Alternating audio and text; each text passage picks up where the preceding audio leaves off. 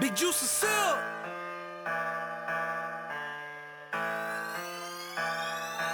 Tout commence le 22 décembre 91, dans la vallée de San Fernando, à la frontière de Los Angeles. C'est dans ce paysage urbain et sous une chaleur harassante que grandit un certain Andrew Adolph. Et promis, cette fois, je ferai pas de blague sur l'Allemagne. Dès son plus jeune âge, Andrew se passionne pour la musique. Et en grandissant dans la Californie des années 90, il va évidemment se prendre de plein fouet l'influence des artistes locaux tels que Dr. Dre, Snoop Dogg, mais également Bone Thugs ou encore le groupe new-yorkais EPMD. La particularité d'Andrew, c'est qu'il a également un pied dans le monde du rock et du metal. Et avec ses potes de l'époque, il va donc former un groupe d'hardcore nommé Betrayal, dans lequel Andrew occupera le rôle de bassiste. Betrayal va connaître un certain succès à l'échelle locale, mais également internationale. Notamment parce qu'avec la sortie de leurs 3 albums entre 2008 et 2012, le groupe va être booké pour des concerts en Europe, et autant dire qu'ils vont connaître un certain succès.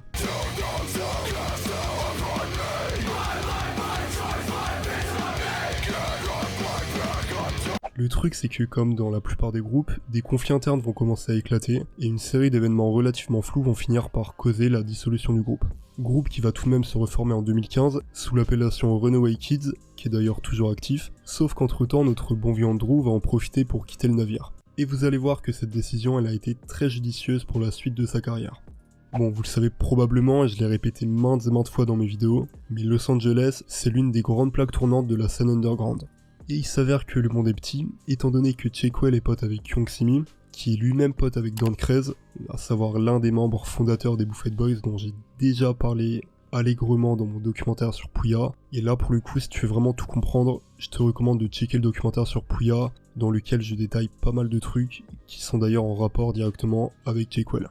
Et en tout cas, il s'avère qu'au détour d'une discussion, donc petite remise en contexte, on est donc en 2015, vraiment à l'aube de l'explosion du rap SoundCloud. Et en fait, à cette période, Don Krez, il a proposé à Andrew de venir voir Pouya et Fatnik en concert. Sachant qu'à cette période, Cheikwell, il a un petit peu le cul à l'air entre deux chaises, on va dire, parce qu'il a quitté son groupe de rock, il s'est légèrement lancé dans le rap, mais il a vraiment aucun projet solide, et il est vraiment avec sa bite et son couteau littéralement. Au cours de ce concert, Andrew va être directement marqué par l'énergie captivante que dégagent Fatnik et Pouya sur scène. À la fin du show, du coup, Don Krez va présenter Andrew à nos deux lurons, qui lui ont gentiment proposé d'aller boire un verre avec eux. Et en connaissant ce bon Fatnik, voilà ce qu'il entend par boire un verre. Bref, la connexion passe super bien. Au fil de la soirée, Andrew va finir par dévoiler qu'il fait également du rap. Le truc, c'est qu'il a vraiment seulement des maquettes, quelques sons un petit peu foireux, et il est pas très fier de ce qu'il a présenté. Ash in a blunt, pass it a what? Smoke it a don't, what helps me cope? My be what you want. Ever roll up while you flashing a gun? Snatch of the run, 2 words gon' stay that we snatching a rub. Pump, fill it up, ain't with a gun. Il va tout de même le faire, et Fatnik, en tant que bon samaritain, va tout de même l'encourager à continuer. Et vous allez voir que c'est à partir de cette soirée que la vie d'Andrew va prendre un véritable tournant. Big Juice is sealed.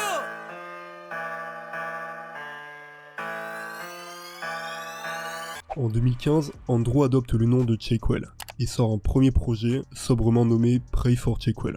Bon, autant dire que le projet va connaître un succès très mitigé, mais ça lui permet tout de même d'inaugurer son label indé, nommé SMG Records, acronyme de Shameless Money Gang, qui signifie donc littéralement faire de l'argent sans en avoir honte. Les gens qui parlent en français, ils ont tellement de charisme. Rapidement, Pouya va profiter de sa notoriété grandissante pour mettre son pote en avant. Et encore une fois, on en revient toujours au même, j'ai vraiment l'impression de me répéter à chaque vidéo, mais les mecs, faut se rendre compte que Pouya est extrêmement important et a fait décoller vraiment beaucoup de carrières. Il a contribué à la carrière des Suicide Boys par exemple, à celle de Ghostman, Germ, Fatnik, Bobby Lotavelli, enfin beaucoup de personnes, et mettez du respect sur Pouya. No Jumper, coolest podcast in the world, and today we are joined by Pouya. I have Roseman on my left. Across from him, we have Germ and Shakewell. Puya wearing the same shirt as the last time we did this interview, and that we just analyzed was about 10 months ago. The money hasn't changed him. Bref, en tout cas, Puya il va vraiment avoir ce rôle de coach pour Cheikwell, et il va notamment le mettre en avant sur le morceau Scrubs, qui est absolument légendaire, et personnellement c'est à partir de là que j'ai découvert Cheikwell, et que j'ai commencé à vraiment accrocher à Puya, parce que ce son est colossal. Bitch, I've been in scrub since day one. Scrub another toilet till the pay come. Popping 10 pills till the pain's numb. I can feel all the hate from my day one. Quelques mois plus tard, le duo enchaîne avec Terminal 6. Un morceau qui va permettre à Cheikwell d'obtenir son premier hit, alors que sa carrière vient tout juste de débuter. Et d'ailleurs, il y a qu'à voir le compte Spotify de Cheikwell. Terminal 6, qui est donc sorti en 2016 et qui est l'un de ses premiers morceaux, est toujours dans son top 3 des morceaux les plus streamés. À partir de là, du coup, on va retrouver au final le même schéma qu'on avait pour Germ. Là, il va être invité pour faire les premières parties de Puya et Fatnik. Il va donc rejoindre le collectif des Buffet Boys. Il va monter très rapidement. Et il va d'ailleurs avoir beaucoup de succès étant donné qu'il est très à l'aise sur scène. Parce que le mec, avant ça, bon, il avait un groupe de métal avec qui il avait déjà fait de la scène. Le seul problème, qui était également le problème de Germ au début de sa carrière, c'est que son catalogue de morceaux est beaucoup trop restreint. Sur scène, du coup, à cette époque, il va enchaîner Terminal 6, Scrubs, Virginia Tech, et globalement, ça s'arrête là.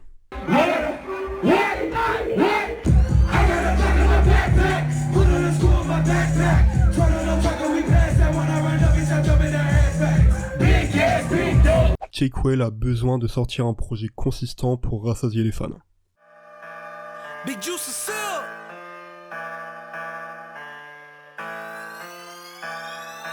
Épaulé par ce génie qu'on appelle Mikey the Magician, Cheikwell drop un véritable bijou. Une mixtape nommée Keystone Prince qui est clairement pour moi son meilleur projet.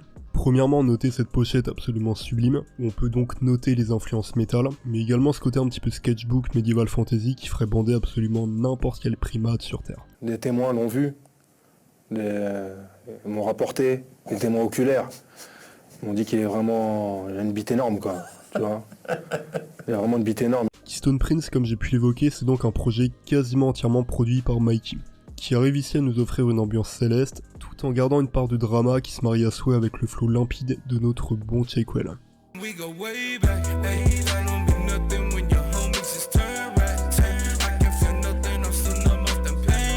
Bon d'ailleurs fait notable, mais Cheikwell a également un rapport très contemplatif vis-à-vis de la musique en général. Faut savoir que c'est un mec qui est imprégné par la volonté de créer tout simplement, et il va même aller jusqu'à qualifier son travail de museum music. Entendez par là la volonté d'avoir une musique intemporelle, millimétrée et qui mise énormément sur l'aspect esthétique.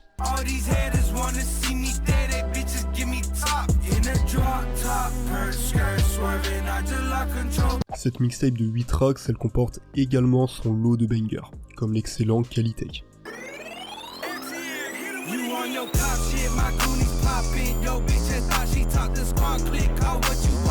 Bref, Keystone Prince, c'est donc un véritable chef-d'œuvre. Une odyssée spatiale de 19 minutes que tout fanatique d'Underground se doit d'écouter. Et vraiment, si tu dois retenir un projet de Cheikwell, c'est celui-là. Tout ça, ça nous emmène en 2017. À partir de là, Cheikwell il va donc légitimer sa place sur la scène underground. Et d'ailleurs à cette période, je me dois évidemment de mentionner son apparition sur la Vulture Saga des Suicide Boys, sur le morceau Venom, qui va donc ajouter une nouvelle récompense à ses faits d'armes.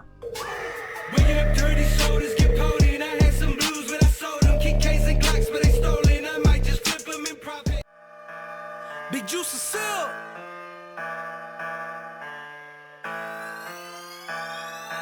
Les années 2016 et 2017 sont donc extrêmement concluantes pour Cheikwell, mais le pic de popularité il arrive en 2018. Car après s'être frayé un chemin dans le labyrinthe qu'est la scène alternative, et après avoir collaboré avec tous les acteurs du mouvement, tout en enchaînant les concerts, Cheikwell sort une nouvelle mixtape qui va lui permettre d'asseoir son autorité. Je parle donc de Big Juice d'Acip. Ce projet contient d'ailleurs un excellent feat avec Puya, ce qui va permettre du coup à Cheikwell de renvoyer la balle à son mentor.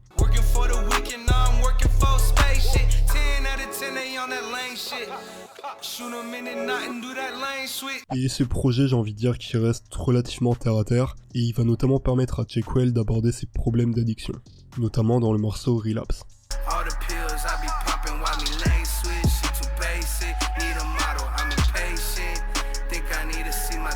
Bon, déjà, comme tout le monde, il a été extrêmement choqué par la mort de Pip, mais ce qui va vraiment lui causer un déclic, c'est le fait qu'il a lui-même fait une overdose, où il explique qu'il a fait une sorte de voyage astral. Il s'est vu en dehors de son corps, en train de mourir littéralement. But so I was like, sitting there and I was sipping, and then like all of a sudden, like real calm, I just see myself like pulling out. And like I see like my body, and I just hear this like choking, like, and I was calm, I was relaxed. I was like, oh shit, like this is it. Like I'm dying, you know? And I could see the whole room, I could see like all my homies chilling, and in my head I was just like, okay, like think about your body, you know, and choke. Mais c'est pas tout, car les 8 tracks de la mixtape contiennent également le morceau qui deviendra le plus gros succès de Cheiquel en solo, j'ai nommé Leg Lock.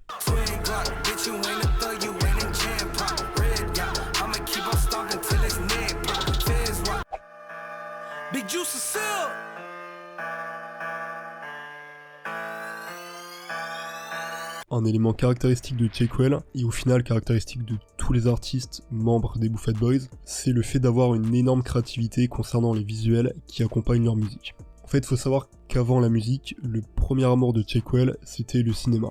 Et il a toujours voulu être acteur, et en fait tu le ressens quand tu vois ses clips, parce que en tout cas moi je trouve qu'il joue vraiment très très bien. À chaque fois il a des rôles vraiment très perchés, et je dois avouer que je suis totalement fanatique des clips de Cheiquel. Le meilleur exemple pour moi c'est donc Pemex, un morceau issu d'un EP commun avec Fatnik, et qui va devenir un énorme succès notamment grâce à son clip.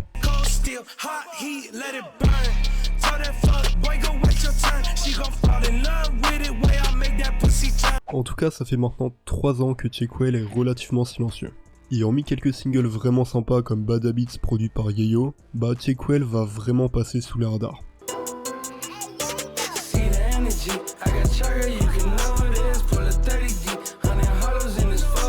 Cette léthargie elle est pourtant pas anodine, étant donné qu'en 2021, on a le plaisir d'apprendre la signature de Cheiquel sur le D-Family Record. Et ce bon vieux Andrew n'est pas arrivé les mains vides, étant donné qu'il en profite pour annoncer la sortie de sa nouvelle mixtape, Pray for Cheiquel.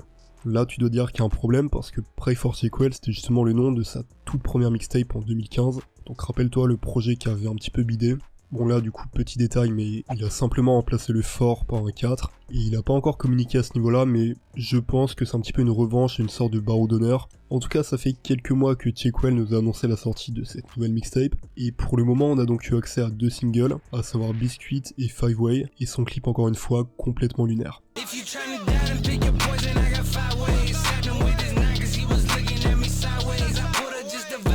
Bref, ça faisait très très longtemps que je voulais faire une vidéo sur Cheiquel, et j'ai choisi la date de manière pas tout à fait anodine, étant donné que logiquement, je dis bien logiquement, à l'heure où tu vois cette vidéo, Cheiquel a probablement sorti sa mixtape il y a quelques jours, donc pray for Cheiquel. Voilà, on arrive déjà à la fin de la vidéo, j'espère vraiment que vous avez kiffé. Moi c'était évidemment un énorme plaisir de parler de Cheiquel. Comme j'ai pu l'évoquer, c'est un mec que j'écoute depuis au final pas mal d'années, que j'avais découvert sur Scrubs avec Pouya, j'avais totalement adhéré, et je m'étais pris en pleine gueule Keystone Prince du coup, qui est une perle, vraiment écoutez ce projet les mecs. Et puis mon but, je vais pas vous le cacher, c'est de ratisser tous les mecs du D59 et des Buffett Boys, donc là pour l'instant j'ai fait les Suicide Boys du coup, Germ, Pouya, Cheiquel, et je peux vous dire que il y a encore des trucs dans les fagots qui vont arriver au cours de cette année.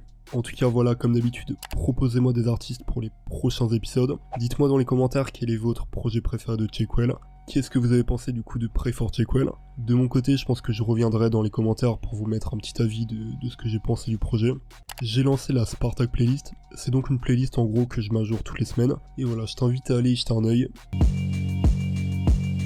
Yeah, alright, my flow sinister. This ain't rap music, this straight literature. Et en parallèle, n'hésite pas évidemment à checker l'Instagram et également le YouTube si jamais t'es vraiment déter. On se retrouve dans 2 semaines comme d'habitude le samedi à 18h. C'était Spartak, n'oublie pas le petit like, le commentaire, l'abonnement. Et moi je te dis à la prochaine. Call me Obi-Wan Kenobi. Obi-Wan Kenobi. What's up with Ben Franklin? Where's he been? Pull up, I hop on a skirt, hop on Molly, then that's my boy, that's my cousin, Obi-Wan Kenobi. Yes, I have it. Went on stage 2 chains on, came on stage 4 chains on. Now it's playing 4 shake well, so I got 5 chains on.